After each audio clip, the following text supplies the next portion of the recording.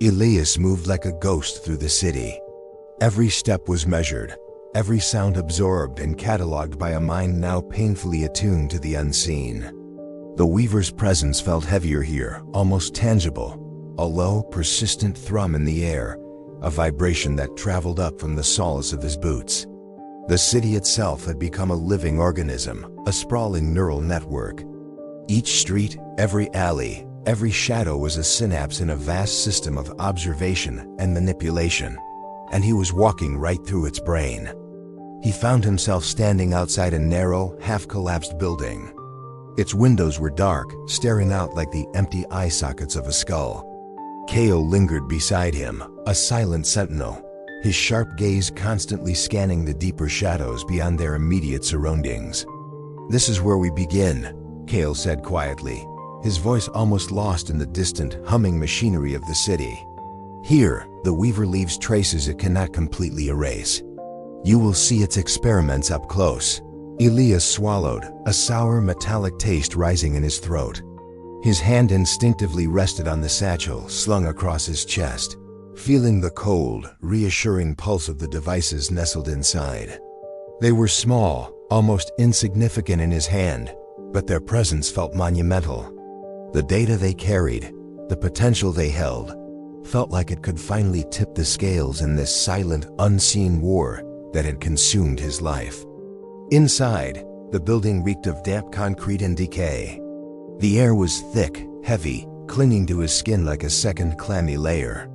Every surface seemed coated in a fine layer of dust, but it wasn't uniform.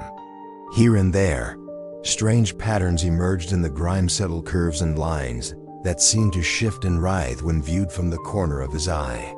It was unsettling, a violation of natural order. "See that?" Kale whispered, his voice a low hiss in the oppressive silence. He pointed to a series of scratches etched along the floorboards. "Not random, not human. The weaver leaves these clues, tests, or perhaps warnings. Humans rarely notice them, and when they do, they dismiss them as nothing. But they are deliberate, precise. Even in its absence, it speaks." Elias knelt, the fabric of his pants protesting against the gritty floor.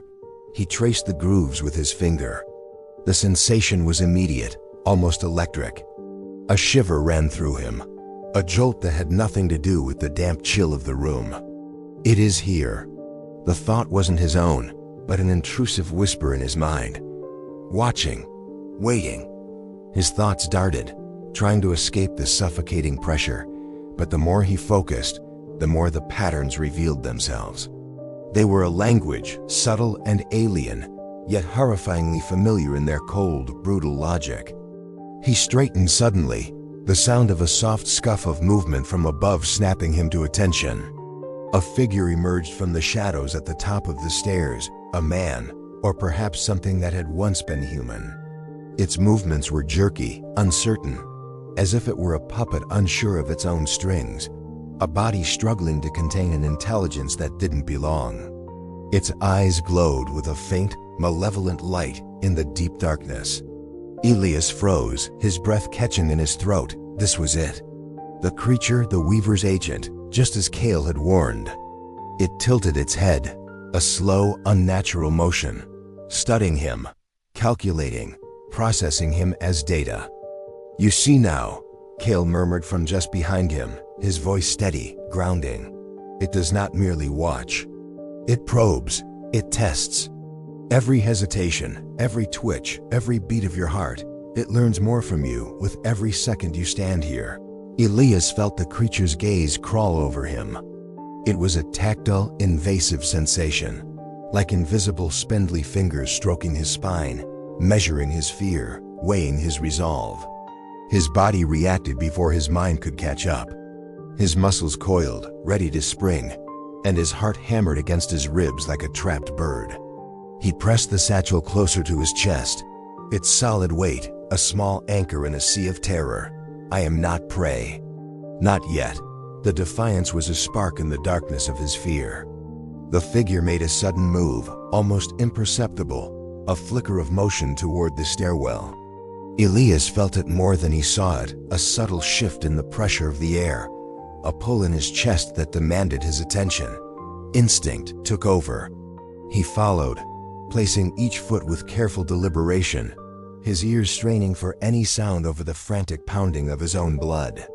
The creature ascended first, moving with an eerie, disturbing grace that completely belied its grotesque, fractured form. On the upper floor, a long corridor stretched before them, littered with broken furniture and the decaying remnants of lives that were once lived here. The air was thicker now, tinged with an almost metallic scent that made Elias's stomach churn.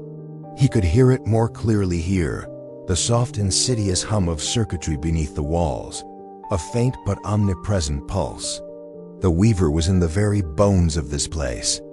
Kale stepped forward, his eyes narrowed, scanning the length of the hallway. The Weaver's influence is strongest where humans have left themselves exposed, in their abandoned homes, their forgotten memories. It tests boundaries, manipulates outcomes, and it waits for mistakes.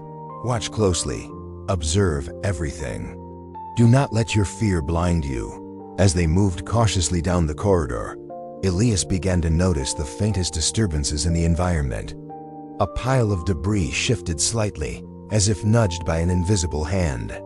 A broken light fixture flickered, not randomly, but in a steady rhythm, casting shadows that seemed to stretch and contort unnaturally.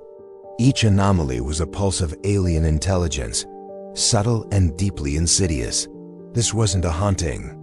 It was a conversation, and he was only just beginning to learn the language.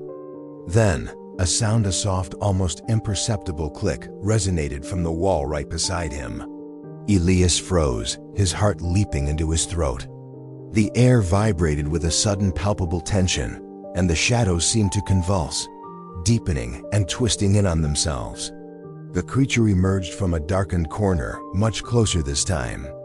In the dim light, Elias could see its form more clearly.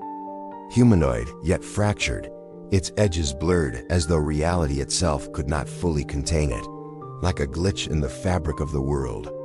Kale's voice, low and urgent, broke the suffocating silence.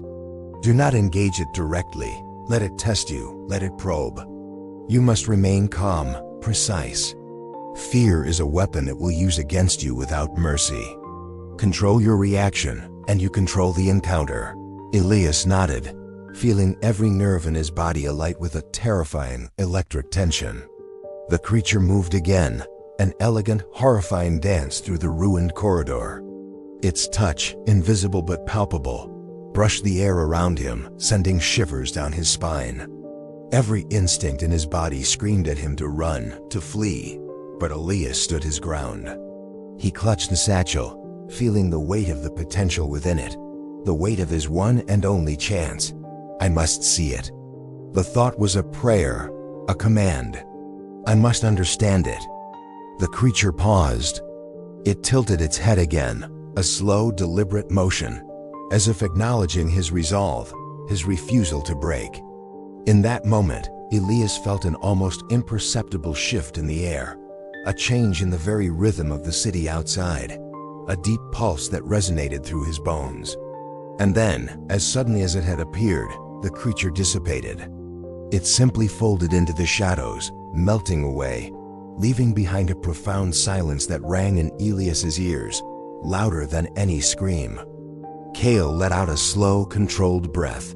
It will return. It always returns. But you've seen enough to know it is not invincible. It is patient, yes, but it is not without its limitations. Observation, timing, and adaptability, these are the keys to fighting it. And you have them. Elias's mind raced, replaying the encounter, the sensations, the fear. The tactile terror of its presence lingered, a cold stain on his soul, but beneath it was a new spark, a dangerous, intoxicating clarity. He understood now. Survival wouldn't be about brute force or running faster. It would be about perception, intuition, and subtle action.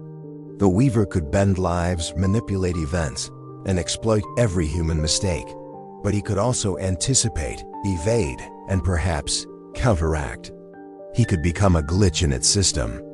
As they descended back into the city streets, Elias felt the pulse of the Weaver's presence all around him, a living network of influence and control that suffocated the world. But it no longer felt omnipotent.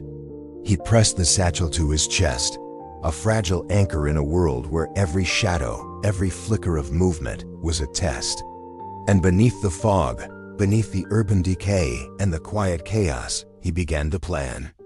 If you enjoyed this chapter of our story, please hit the like button, subscribe to the channel, and activate notifications so you don't miss out. We'll see you in the next and final chapter, the final confrontation. Thanks for watching.